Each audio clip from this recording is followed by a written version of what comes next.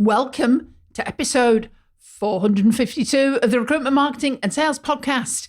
And today we have one of our expert interviews, and Sharon is talking to Kerry Crockett, the president of the NPA Global Recruitment Network.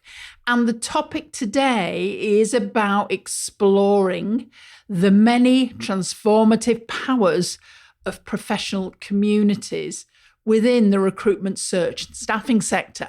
Now, many of you listening to this podcast and watching the video interview that we have will know about Kerry. She's got over 20 years of experience leading an organization, and she brings unique insights into how the whole digital transformation that we've all gone through over the last few years has really changed and shaped business relationships and networking. And she shares a story from transition from being involved in occupational therapy to leading global networks, quite a transition. And she gives a lot of perspective around building authentic connections, networking, leveraging both virtual and face-to-face interactions, and talks about the really amazing ways that professional communities like the NPA network can really impact lives just beyond business. So without further ado, let's head into that episode. Welcome to the Recruitment Marketing and Sales Podcast. An obsessive focus on marketing and sales is the only way to accelerate your company growth. So listen in now as we share the latest strategies and techniques guaranteed to deliver you more placements and profits. Well, welcome, Kerry, to the Recruitment Marketing and Sales Podcast. And what a pleasure it is to have you today. Thank you. Appreciate it, Sharon. Thanks for having me. Oh, you're welcome. Now, for our listeners, then Kerry Crockett is the president of the NPA Global Recruitment Network. And I'm going to let Kerry share a little bit more about her background, because it's a real privilege to have you with us today, Kerry, talking about communities, professional communities, and how our industry can really leverage the opportunity. And you've got this amazing background that you brought with you. So maybe if you could just share for listeners a little bit about that background, because I'm sure we'll learn more about it as we start chatting. Sure, happy to. So I actually, this is sort of my second career. I started off as an occupational therapist and did that for almost 15 years and transitioned into the nonprofit association world. And that really was through a friend who introduced me to an organization. It was a pathology association. And so for the last 20 years, I've been leading organizations. Most have been medical. One was an insurance accounting, NPA Worldwide. And so I think what I really find in terms of this career path has really ignited in me passion for the work that these groups do. With the exception of NPA, they've all been nonprofit organizations. And so they're really giving back to the global community as it relates to medical findings or the work that they're doing. So not fundraising necessarily, although I've done that as well as a part of some of the organizations, but it's really about educating the members of the community so that they can go out and do bigger, better, stronger work for global environment, basically. Right. Okay. And so how did that transition then, let's say from not-for-profit to where you are today with NPA? How did that come about? Actually, it's pretty seamless because the work that NPA Worldwide does, that's a tax status, right? From nonprofit to for-profit, that's a tax status. But the work that the organization does is really very, very similar to what other nonprofit associations do or member-led, community-led organizations. And that's really the collective of the community coming together to provide networking opportunities and educational opportunities and collaborative opportunities so that the entire network of the entire community benefits from all of the parts, all the sums of the parts of the organization. And so it's very, very similar work. Yeah. I mean, and just, I guess thinking of then about communities, from your experience of all those different organizations and being with NPA for coming up a year now, for you and everything that you've seen, I imagine, over the last 20 years within business and that whole environment, what is important, let's say, let's talk about the industry that we're working in right now, recruitment. What is important about business owners being part of a professional network and communities generally? Yeah. Well, I think what's really important about that is it allows people to expand their community, their local community, so to speak. 20 years ago, the digital age hadn't really hit us as strongly in terms of visual opportunities to connect and those kinds of things. And everything was done by phone, as you know, or in-person meetings, which are still very important, very, very important. But I think now with the digital transformation that we have experienced, everybody has the opportunity to make their borders much less distant, right? And so everybody can communicate much easier over time zones, et cetera. And so it's brought people a lot closer together, and it's really accelerated the opportunity to develop those relationships that people would have taken much longer to do because they had to wait for face-to-face opportunities, or the phone just doesn't quite do it. You really need to see someone's face, understand how they feel and what they're expressing and all of those kinds of things, if they comprehend what you're saying. So I think that visual aspect has really just accelerated all of that relationship building, and it's made just a huge, huge difference in how people work and operate and build those relationships. And it's a really interesting point, in terms of that acceleration, because let's say years ago, before we had all the online communication, you might go to a local chamber meeting and you couldn't guarantee that the same people would be there kind of like month after month. And so even though you might go to those face-to-face meetings, it could take such a time to build those kind of relationships, which probably is why organizations like BNI and some of those other really quite more intensive business networks operate on a weekly basis. So, but when you think then about being part of any community and organization, there's this sort of like tension point in a way sometimes between giving and receiving. Some people perhaps go into it and there's almost like, if I might use that word, a taking mentality as opposed to giving. And I just wonder, from being in different organizations, what do you see as, I guess, how do owners get a balance with that? And what's the right mindset or almost attitude to come into an organization and collaborate and build relationships? I think, in my opinion, and this is how I operate when I am part of a professional community as well, my feeling is to go in, what can I offer? What do I have to offer? What do I bring to the table that might benefit others as well? And I don't mean to sound holier than thou and that kind of stuff, but that's certainly something that I consider when I think about joining a community, whether it's paid, whether it's free, et cetera. I volunteer as well in animal rescue things. And so it's, what can I bring to the table, right? There's that balance you have to, because you want to make sure that you're getting something out of what you're getting in, especially if it's a paid community that you're a part of, a professional community. And so it's making sure that you're thinking about, how are you contributing to the relationships that you're building? How are you contributing to the overall education of the network? Do you have something to offer, whether that's through formalized education that you can produce, as well as just those in the hallway kind of conversations where people usually learn the most? But it's really about that balance. It's thinking about not just, what am I getting out of this for myself, and what is the value for the dollar that I'm putting into it? Because that goes beyond, right? I mean, we know that you're getting some value out of that because of that attention. But it's really, I think, too, about what am I able to bring to the table so that I'm contributing to that network, which is going to make it stronger in the end, obviously. What was the goal for everybody? It end up with a very strong network. Yeah. And I guess maybe this is an opportunity to just explore NPA in your organization a little bit more in terms of, and please do draw on your earlier background as well, but what do you think has really contributed to the community that NPA has built? Because certainly we first met earlier this year. It was my first experience of being at an NPA conference. And I found it quite a a very powerful experience. And it was an environment I hadn't experienced before within professional communities. There was something quite special about it. That's great to hear.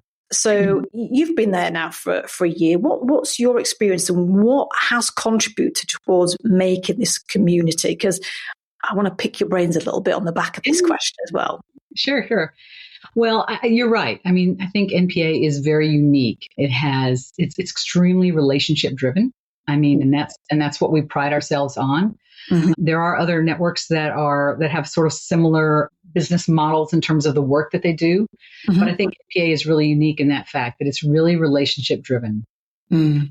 And we foster that. We foster that through quite a few ways, through our in-person opportunities that we do, through our conferences around the world, 4 that we have across the 4 regions that we currently have conferences in. We have monthly opportunities through Zoom calls that we have where we can get people together and network and talk about what's important to them and talk about the jobs, candidates they have, those kinds of things. But I think it's just critical. I mean, and we really work to foster that type of relationship, is to make sure that people have the opportunity to be face-to-face if they can, and then also be face-to-face from a virtual aspect as well. Yeah. We know that having those trusting relationships are what makes the difference completely, whether it's through, doing business as well, but then also just carrying on through in terms of people saying, I just want to be there. I just want to be a part of, even though I don't have any work right now to do, I still want to be a part of that network. Mm. And you mentioned previously as well about, ROI. And I think it's very easy to sort of like think, well, ROI means bottom line P&L, kind of like returns. And yet I think that there are so many other kinds of ROI that people can get from communities. Yeah. In your experience, I mean, what are some of the examples that for you are really, this is what people can get out of being part of a professional network and other communities? Oh my gosh. So many. Yeah, so many in my mind. I mean, just from my personal experience, just the relationships that I have made and cultivated, what that's done for my career from a business standpoint, as well as developing new friendships and things like that. And the opportunities that's presented to me along my career growth.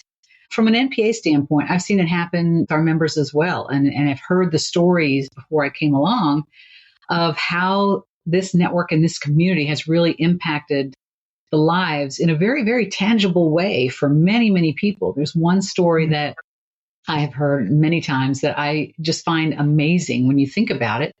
And that is one of our members actually was diagnosed with cancer, very serious cancer, and was out with treatment for many months. Another network member stepped up and actually ran her business for her for months so that she could continue to have an income and continue to keep her clients satisfied and the work going while she had chemo treatments and while she relearned how to walk. I mean, that's incredible. The amount of sacrifice that must have taken for that individual to do that, to run their business plus someone else's. That's the kind of stuff you just don't hear about. And they didn't do it for money. They did it because there was a true friendship, a true bond. They've known each other for a long time. I think that's the kind of stuff that you can't make that up. And it's incredible. No. It's incredible. Yeah. Wow. That is quite a story, that one, isn't it? And I suppose thinking about, you talked about that blend of face-to-face with online. We are living in an online digital world, aren't we? And you will have seen, no doubt, a lot of transition. But how do you see, apart from communication, how do you perhaps see that the digital landscape is changing how communities are evolving? Because that there are lots of platforms where you can be part of free communities. We both know that. So it almost kind of like, I suppose there's 2 parts here, isn't there? It's like, how's that digital landscape evolving communities? So let's start there and then we'll come on to my next question. Yeah. Well, I think there's a couple obvious ways. One is obviously just sort of that increased accessibility, right? I mean, you have the opportunity, and we talked a little bit too about acceleration already.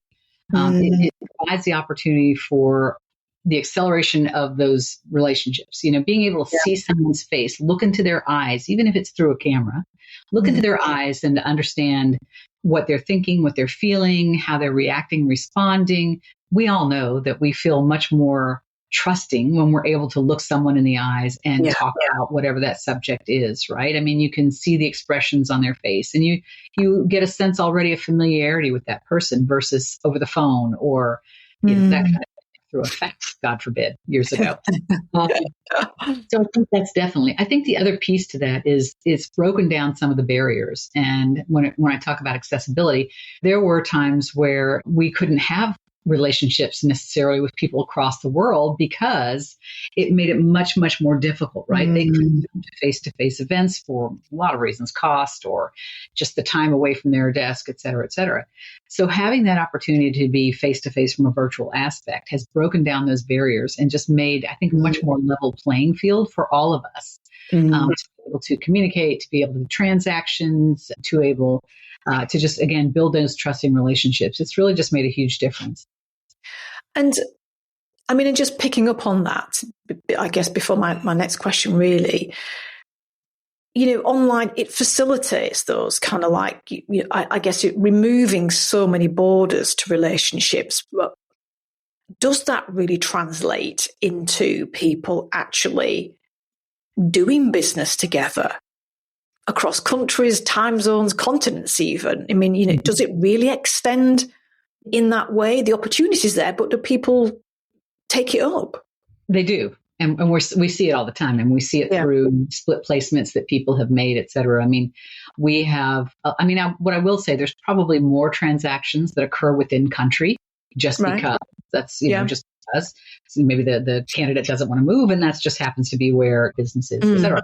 But we also have quite a few cross-border placements. And so the opportunity for folks to be on the calls together and, again, see each other visually, look in each other's eyes, talk about what they need to talk about in terms of what what the role is, what the candidate is like, candidate interviews now that they're all virtual, et cetera. I mean, all of that accelerates that process and gets someone from point A, which is applying for a position, all the way into that position much, much faster than it used to be and much less expensive than it used to be as well. And we have to consider that factor too. So we're definitely seeing the opportunity for the visual or the virtual, I should say, connections to really translate into transactions and into financial rewards in terms of those placements. Right. I just wanted to take a moment to connect with all of you amazing listeners. As you know, our podcast isn't sponsored and we pour our hearts into bringing you quality content for every single episode. Now, if you've been enjoying the show, I'd love to connect with you on LinkedIn. You can find me at linkedin.com/Denise Oyston. That's Oyston. Just click that link. Let's connect. And also a quick reminder that sharing our podcast or giving us a shout out on social goes a long way to helping grow our community and getting the message out there to all of the small recruitment companies and staffing companies and search companies that want to do well. Your support does mean the world to us and it helps us to continue doing what we love. So thanks for being part of the journey. Now let's get back to that show. It's amazing, isn't it? That, when you think about, I guess, the world beyond COVID and the acceleration of digital and the whole medium and how that's influenced and changed our industry, and companies will recruit virtually, internationally, and that just allows search partners and recruitment companies to collaborate and bring more of that about, really, which is amazing, really.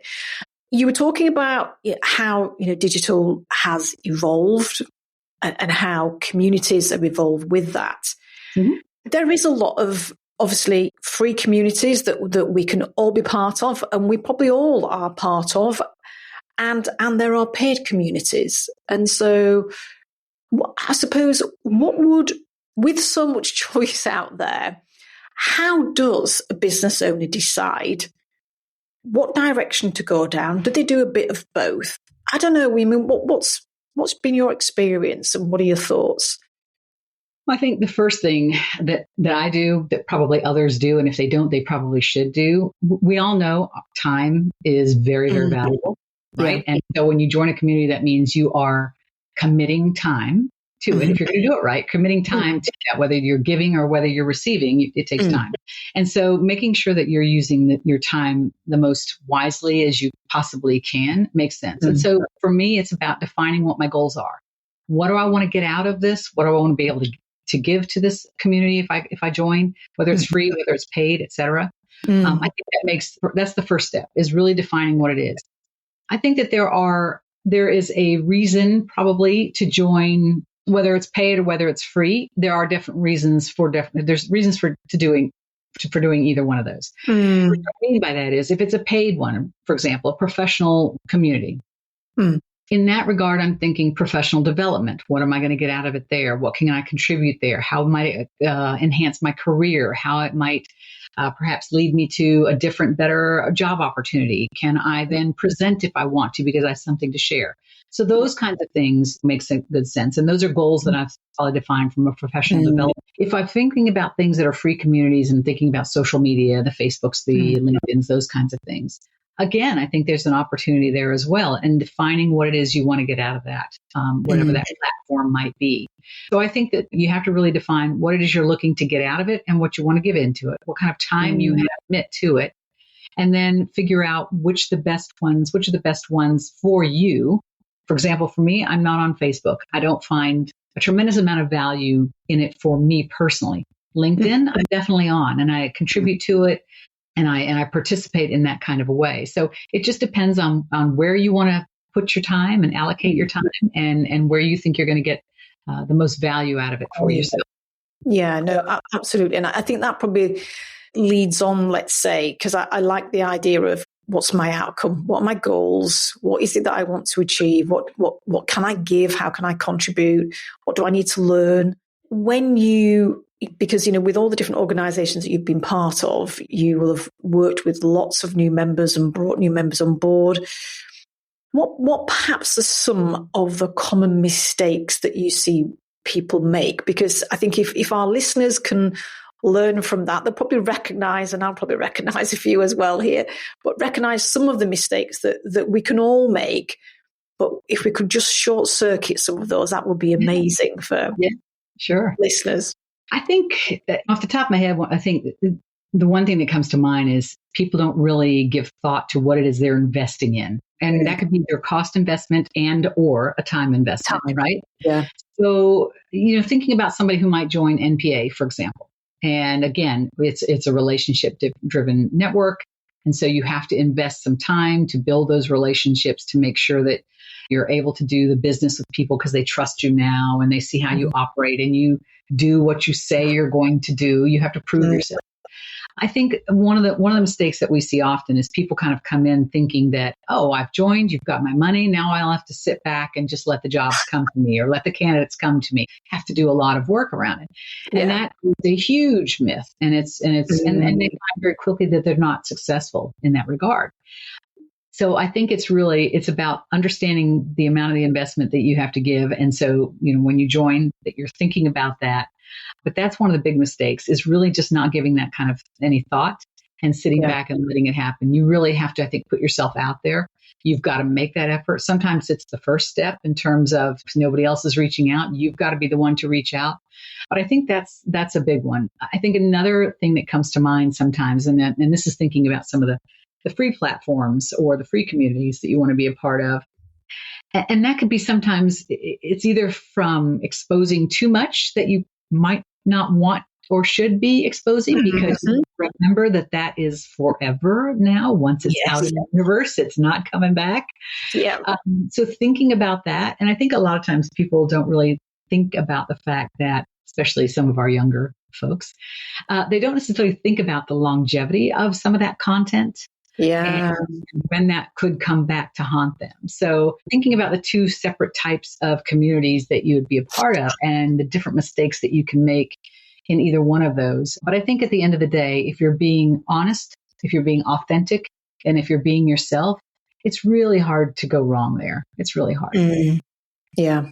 And I love that point, actually. And it's a good reminder for people, in terms of that oversharing, because I'm sure we can probably all think of individuals that we might meet at events, see online, and it's like completely out there. And we're all different. We've all got choices.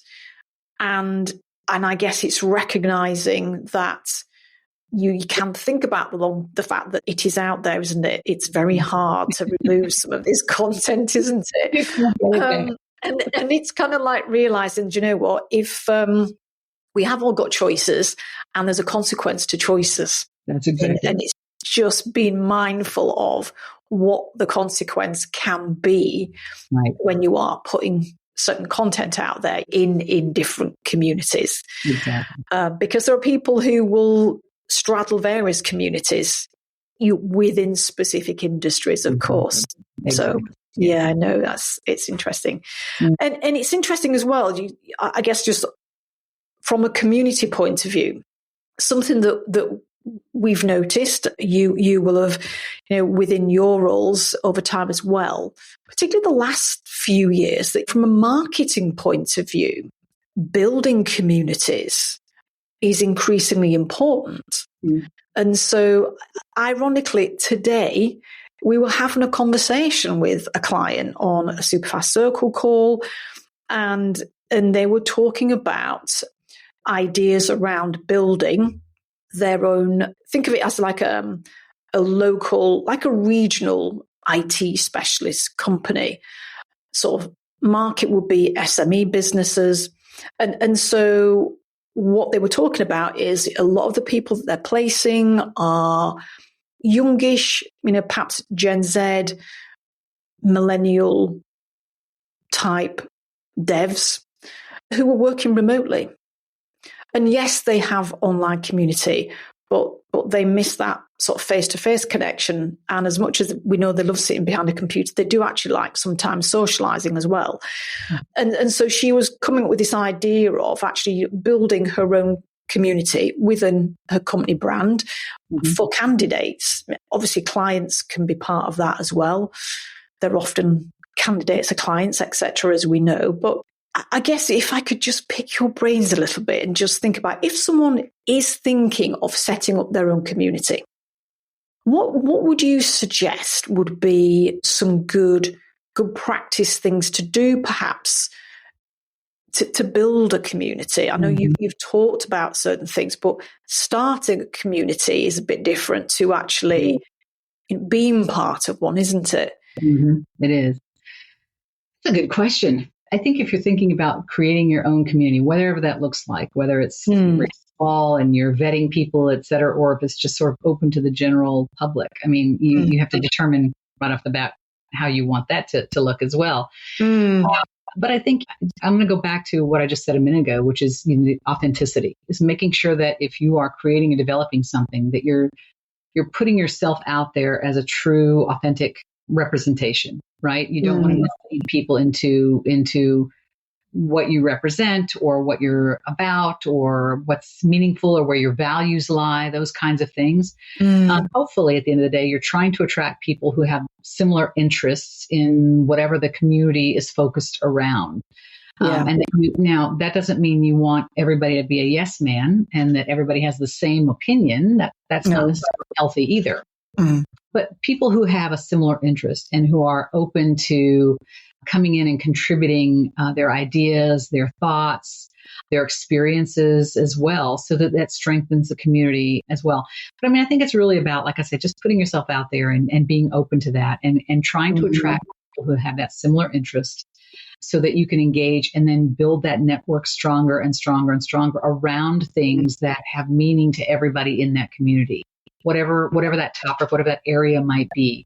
But I think it's also important to have those divergent opinions, respectful divergent opinions, because I think that's where that diversity in thought, I think that's where strength is grown as well. And you end up with a much better product, a much better community when people are able to speak honestly. And that's good, because I suppose in a way, if I summarize that, it's about having a purpose and a goal of what is the purpose of that community, a place to come together, a place where they can learn from each other, embracing that diversity of opinion and view, because that really, it's how we learn, rather than everybody it has to be a safe space as well, yes. right? People have to feel like they're safe and they're comfortable to express their thoughts, their ideas, and not have somebody shoot them down immediately. I mean, that's not healthy for anybody. It has to be a safe environment too, in my mind. Yeah. And I suppose just thinking about something that you shared earlier in terms of with NPA, and you have the face-to-face coming together, you have the online, huge amount of online opportunities to connect. That I guess if you are building a community, it's also probably deciding what's the medium that you're going to use. Is it going to just be online? Is it going to be a blend? Frequency, so that the community know what they are becoming part of and everything. Right. So because everybody wants information differently, right? And they learn differently, they build relationships differently, they connect differently. We know that sometimes there are barriers from an economic standpoint, from a distance standpoint. And so, when you have an organization that is global like NPA is, and we represent firms all over the world, we have to make sure that we are presenting and providing opportunities across a variety of mediums and across a variety of settings, so that everybody has an opportunity to participate, regardless of whatever that barrier might be, whether it's distance, whether it's time, whether it's cost, et cetera, and time zone for that matter as well. We also make sure we have made that. So we have to be thinking about those types of things constantly to make sure that we are taking away as many barriers as there are that we possibly can, to allow as many to participate that want to participate. Right. Yeah. No, absolutely. And I guess let's bring it back full circle then, because we've talked there about building communities and free communities, but coming back to professional communities then. Maybe I'd love to just invite to say a little bit more, because you shared a little bit about NPA, but for listeners who perhaps haven't heard of it, don't know an awful lot about it, but have heard of it, just share a little bit about the organization, what you guys do, and how can people get in touch if they're interested. So NPA Worldwide is a for-profit, member-owned cooperative that represents professional recruiting firms around the globe. So we do have a vetting process. We don't permit franchise recruiting firms to participate. They are usually just small or mid-sized recruiting firms. Many of them have just one person working the desk. Some have a few employees. Some have multiple locations. So there is a little bit of a variety, but it is a niche organization for sure. In terms of the work that we do and who we represent. And that's deliberate.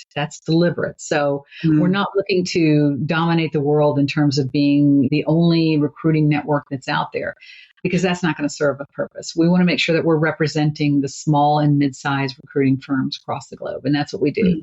And so through that, as I mentioned, we provide opportunities for people to connect. And what that means is, whether they're in-person conferences, we do, like I said, 4 across the world. And usually those sort of land from a cadence in terms of 1 a quarter kind of thing. We have multiple opportunities virtually for people to connect through opportunities that are around local getting-togethers, as well as industry specific. So if you're in healthcare, we have groups that are just healthcare specific, and those folks can get together and talk about the work that they have to do there. And then, of course, we have our regional meetups as well. And those happen all over the world as well, where groups can get together locally. I'm actually flying out to New York City tomorrow to attend our New York, New Jersey holiday event. And that's where, 20, 30 people might come together, even 10 people get together on a local or regional basis to share, collaborate, continue with building those networks and building those relationships, et cetera. But it's an amazing group of individuals around the world. And I've had such a wonderful opportunity to meet so many of them already, just in my short, less than a year time here. Mm-hmm. But what I've found across the board, no matter where I've been, is how welcoming folks are and how interested and curious they are about myself, about others, about the work that they're doing. And it's just a very healthy environment from that standpoint. And so I'm really, really proud to be a part of NPA. It's just such an amazing organization. And so it's been a great opportunity so far. And I'm just looking forward to many more years. Yeah, no, absolutely. And it's interesting. So you're heading off to New York tomorrow. I'm dialing in similar time tomorrow as we are now. I'm dialing into a small local meetup in Greensboro, North Carolina. Yeah. So they're Zooming me in, and I shall just have a coffee with folks and have a catch up. So it's great. It doesn't matter where you are. That's the whole point of that. It doesn't matter where you are. You can still be a part of it. Yes, no, absolutely. And I'm sure, that there will be people who are listening that probably have not been part of any kind of organization. I remember a client coming to one of our events last year, and they'd been in business about 28 years. And they said to me, if you'd have said to me a couple of years ago that I'd be sat here today, I wouldn't have believed you, because my experiences, I was brought up that recruiters don't talk to each other. You don't talk to your competitors. And yet, what did we do during COVID? It was like, gosh, we needed each other. We were learning from each other and helping each other and everything. And it has opened things up. And I think likewise, there are people probably who won't have been part of organizations because they think, well, should I be telling people? Should I be sharing? Well, actually, I think, our experience is that sometimes, the more vulnerable you are and the more open you are and the more that you give, then at some point, then you end up receiving. That's right. And there are some fantastic communities out there. So if there are people listening who haven't been part of a network, then explore them, because there's an awful lot that you can gain from them. And if anybody listening, because we're talking about a global network here, Kerry, I've been in different parts of the world this year, which has been fantastic. But how would people get in touch? What would somebody do? Who should they contact if they're interested in NPA? Yeah. Well, there's a lot of opportunities. NPAworldwide.com. You can start there for sure. You can reach out to me, which is Kerry Crockett at NPAworldwide.com. Sarah Freiberger is actually our director of membership, and she handles membership sales and answers questions for North America, Latin America, Europe, the EMEA region. And that is FREIBURGER at NPAworldwide.com. And then we have Kristen Davey, who is in Australia. She's based in Melbourne, Australia, who handles that market as well as the Asia market. And that's KDavie, DAVIE at NPAworldwide.com. So there's a lot of opportunities to reach out to us, and certainly people can contact you, and you can put them in touch with us as well. Absolutely. If anybody didn't catch any of those and you don't want to press rewind, then just drop me an email at sharon@superfastrecruitment.co.uk and we will connect you. So, Kerry, thank you so much for your time today. It's been really great and been a great insight as well. So I look forward to seeing you in a few months' time. Yes, that's right. And very quickly. Yeah, and all the best before then. It will come upon us before we know it, won't it? Well, thank you so much for having me. And I, again, look forward to seeing you in Philadelphia at our global conference, March 27th through 29th. Absolutely. 2025. So you're right, that will be coming soon. But it's been a pleasure speaking with you today, Sharon. Thanks for your time, Kerry. It's been great. Speak soon. All right. Take care. If you enjoy this podcast and this year you are ready to take your marketing to the next level, then check out Superfast Circle. This is a unique marketing program designed specifically for recruiters and their marketeers. You get access to 2 virtual marketing directors, you get consultancy, you get your hand hell through the whole process, training, consulting, and we provide content resources. So go over to superfastrecruitment.co.uk/join and check out what's available.